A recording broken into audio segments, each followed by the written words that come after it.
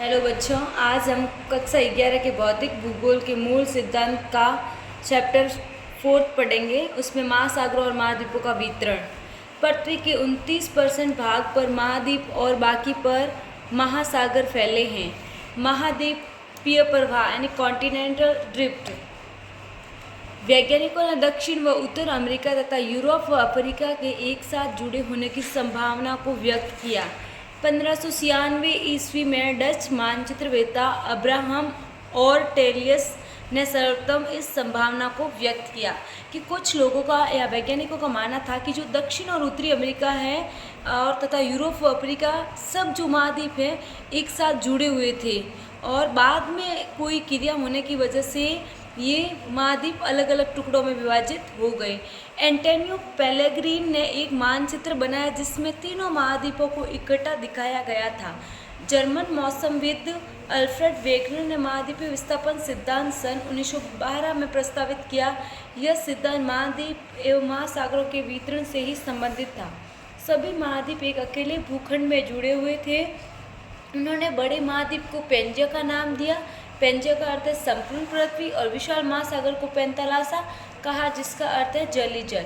यानी जो वैगनर थे, अल्फ्रेड वेगनर, इन्होंने महाद्वीप सिद्धांत सबसे पहले इन्होंने दिया। उनमें उन्होंने बताया कि पृथ्वी थी जो पृथ्वी का निर्माण हुआ या फिर जो महाद्वीपों का निर्माण हुआ, पहले दो क्षेत्र थे जिसको एक जो पृथ्वी का संपूर्ण जो भाग था पृथ्वी का उसको तो पेंजिया कहा गया था और जो जल ही जल का क्षेत्र था उसे पेंथालासा कहा गया।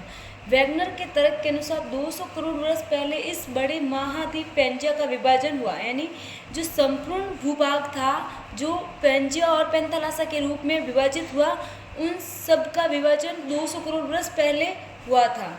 पेंजिया दो बड़ी महाद्वीप पिंडों लॉरेशिया और गोंडवाना लैंड लॉरेशिया व गोंडवाना लैंड धीरे धीरे अनेक छोटे महाद्वीपों में बढ़कर अनेक महाद्वीप के रूप में बने।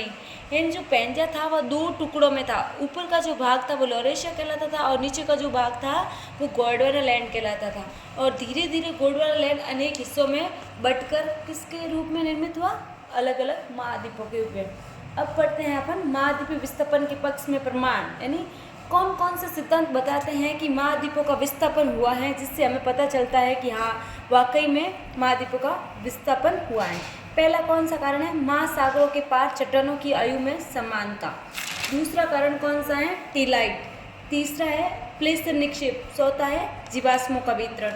ये चार कारण बताते हैं कि महाद्वीपों का विस्थापन हुआ है, क्योंकि ये जो समानताएं पाई जाती हैं जैसे दक्षिण अफ्रीका और जो साउथ अमेरिका है, जो ये दोनों महाद्वीप हैं, इनमें ये बताता है कि यहाँ पर कुछ निक्षेप और जीवाश्म और टीलाइट और चट्टानें पाई जाती हैं जो इनकी समानता को बताती है। पहला कारण पढ़ते हैं महासागरों के पार चट्टानों की आयु में समानता। महाद्वीपों का मिलान अफ्रीका और दक्षिण अमेरिका के हेरोलाइन एक दूसरे के आमने सामने हैं। महासागरों के पार कुछ उम्र की चट्टानें रेडियोमेट्रिक डेटिंग के तरीके ब्राज़ील के तट से 2000 मेगावर्ष की प्राचीन चट्टानों की पट्टी पश्चिमी अफ्रीका से मेल खाती हैं। दक्षिण अमेरिका और अफ्रीका के समुद्र तट के साथ शुरुआती समुद्री निक्षेप जुरासिक काल के हैं। इससे पता चलता है कि उस समय से पहले समुद्र का अस्तित्व नहीं था। यानी जो समुद्र महासागरों के मिलाप ये बताते हैं कि जो महाद्वीप थे पहले एक ही भाग का हिस्सा हुआ करते थे और बाद में कुछ कारणों की वजह से या फिर कुछ क्रियाएं होने की वजह से ये अलग हुई है। दूसरा है टीलाइट्स। हिमनदों के निक्षेपों से बनी अवसादी चट्टानें भारत से तलछट की गोंडवाना प्रणाली दक्षिण गोलार्ध के अलग अलग भूभागों में इसके प्रतिरूपों के लिए जानी जाती हैं। और तीसरा कारण है प्लेसर निक्षेप यानी प्लेसर डिपॉजिट्स। घाना तट पर सोने के बड़े निक्षेप आसपास के चट्टानों में इसकी अनुपस्थिति। वहीं ब्राज़ील में सोना युक्त सिराएं घाना के सोने के भंडार ब्राज़ील के पठार से निकले हैं जब दो महाद्वीप अगल बगल स्थित थे। चौथा है जीवाश्मों का वितरण डिस्ट्रीब्यूशन ऑफ फॉसिल्स। पौधे जानवर समुद्री बाधा जमीन पर या ताज़े पानी में रहने वाले जीवों से पता चलता है कि ये सब एक ही भाग पर निवास करने वाले जीव जंतु और टीलाइट्स प्लेसर निक्षेप और महासागरों की चट्टानें थी। समान प्रजाति इस तरह से वितरण के लिए खाता समस्या लेमर्स भारत मेडागास्कर अफ्रीका कुश को एक निकटस्थ भूभाग माना जाता है। लेमुरिया इन तीनों भूभागों को जोड़ता है। मोसोसॉरस छोटा सरीसृप उतले खारे पानी के लिए अनुकूलित कंकाल केवल दक्षिण अफ्रीका के कैप प्रांत और ब्राजील के इरावर संरचनाओं में पाए जाते हैं। अब अगला टॉपिक पढ़ेंगे अपन प्रवाह संबंधी बल, फोर्स फॉर ड्रिफ्टिंग, यानी किस प्रवाह की वजह से ये महाद्वीप यानी कॉन्टिनेंट अलग अलग भागों में बटे। वैगनर का मानना था कि कई मिलियन वर्षों में लागू होने पर ये बल प्रभावी हो जाएंगे। महाद्वीपों के प्रवाह के दो कारण थे, पहला है ध्रुवीय फ्लाइंग बल और दूसरा है ज्वारीय ध्रुवीय। भूमध्य रेखा पर पृथ्वी के घूर्णन उभार से संबंधित और ज्वारीय बल यानी समुद्री जल में ज्वार उत्पन्न करने वाले चंद्रमा और सूर्य के आकर्षण के कारण। वैगनर ने बताया कि जो प्रवाह ये जो महासागर या महाद्वीप है इनका जो अलग अलग क्षेत्रों में विभाजन हुआ है उसके लिए दो कारक उत्तरदायी थे, पहला था ध्रुवीय फ्लाइंग बल और दूसरा था ज्वारीय। ध्रुवीय मतलब भूमध्य रेखा पर पृथ्वी के घूर्णन उभार से संबंधित है, यानी पृथ्वी अपने घूर्णन पर अपने अक्ष पर घूर्णन करती हैं, उससे जो फोर्स होता है उसकी वजह से अलग अलग भागों में कॉन्टिनेंट का विभाजन हुआ। और दूसरा है ज्वारीय बल, यानी जो चंद्रमा से जो ज्वार का उद्गार होता है या फिर ज्वारीय बल लगता है उसके कारण ये जो कॉन्टिनेंट है उनका विभाजन हुआ। पहला है संवहन धारा सिद्धांत, conventional current theory. Arthur Holmes 1930 दशक में मेंटल भाग में संवहन धाराओं के प्रवाह की संभावना व्यक्त की।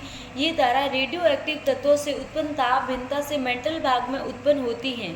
होम्स ने तर्क दिया कि पूरे मेंटल भाग में इस प्रकार की धाराओं का तंत्र विद्यमान है। इसके आधार पर समकालीन वैज्ञानिकों ने महाद्वीपीय विस्थापन सिद्धांत को नकारा, कि उन्होंने बताया कि महाद्वीप का विस्थापन अपने आप नहीं हुआ बल्कि किसकी वजह से हुआ, रेडियो एक्टिव तत्वों से उत्पन्न भिन्नता और मेंटल भाग में उत्पन्न कंपन की वजह से हुआ।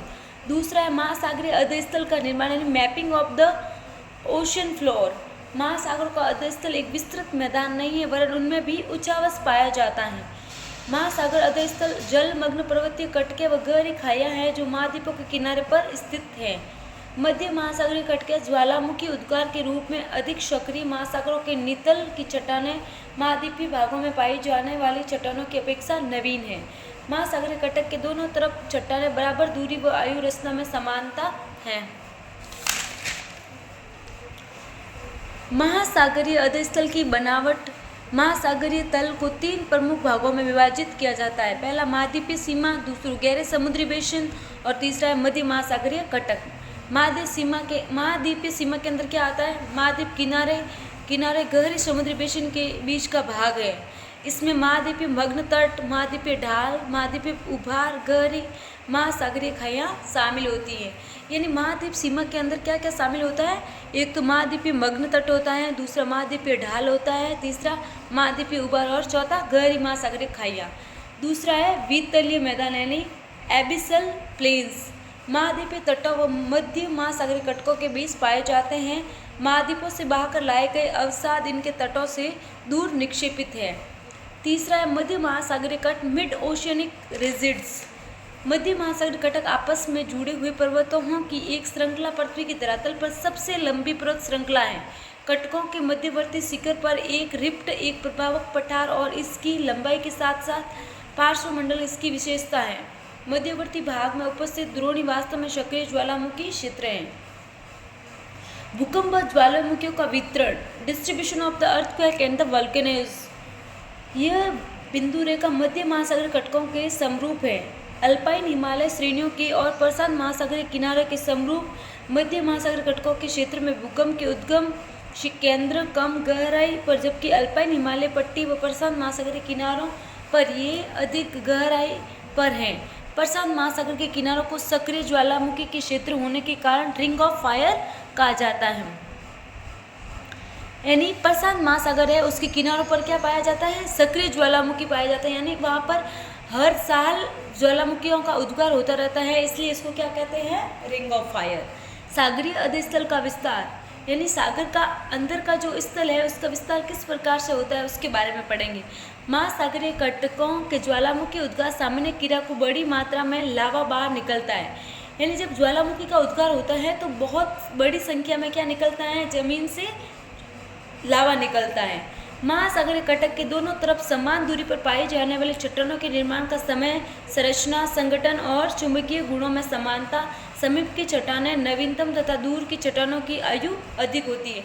यानी जो लावा निकलता है तो लावा जमीन से बाहर आकर ठंडा हो जाता है और उससे क्या बन जाती है, चट्टान। चट्टान बनती है, जो उसका अंतिम छोर होता है उस पर चट्टान जो बनती है वो पुरानी होती है, और जो लावा के मुख पर बनती है यानी जो ज्वालामुखी उद्गार होता है और उसके शंकु के ऊपर बनती हैं वह चट्टान क्या होती है, नवीन। महासागरीय परपट्टी की चट्टानें महाद्वीपीय परपट्टी की चट्टानों की अपेक्षा अधिक नई परपट्टी की चट्टानें कहीं भी 20 करोड़ वर्ष पुरानी हैं। यानी जो चट्टानें बनती हैं वो ओनली कितनी पुरानी है, 20 करोड़ वर्ष पुरानी। गहरी खाइयों में भूकंप अधिक गहराई पर, मध्य महासागरीय कटकों पर भूकंप उद्गम केंद्र कम गहराई पर विद्यमान है। चुंबकीय गुणों के विश्लेषण के आधार पर हेंस ने 1961 में एक परिकल्पना प्रस्तुत की जिसे सागरीय अर्धस्थल विस्तार नाम से जाना जाता है। सागरीय अर्धस्थल विस्तार नाम की ये जो परिकल्पना किसने प्रस्तुत की थी, हेंस ने। कब की, 1961 में। महासागरीय कटकों के शीर्ष पर लगातार ज्वालामुखी उद्भेदन से महासागरीय परपट्टी में विभेदन हुआ और नया लावा इस दरार को भरकर महासागरीय परपट्टी को दोनों तरफ धकेल रहा है। महासागरीय परपट्टी का नवीन होना और साथ ही महासागर में विस्तार से दूसरे महासागर के न सिकुड़ने पर हेंस ने महासागरीय परपट्टी के क्षेपण की बात कही। हेंस के अनुसार यदि ज्वालामुखी परपट्टी से नई परपट्टी का निर्माण होता है तो दूसरी तरफ महासागरीय गर्तों में इसका विनाश भी होता है। इस हेंस ने बताया है कि जिस प्रकार से एक तरफ नई परपट्टी का निर्माण होता है तो दूसरी तरफ ये भी होता है कि कुछ परपट्टियों का क्या होता है, विनाश भी होता है, जिसके स्थान पर लावा बनता रहता है और आगे नई चट्टान का निर्माण होता जाता है। अब अपन पढ़ेंगे प्लेट विवर्तनिकी। Plate tectonics. सन 1961 में मैकेंजी, पार्कर प्लस मोर्गन ने प्लेट विवर्तनिकी सिद्धांत दिया था। प्लेट विवर्तनिकी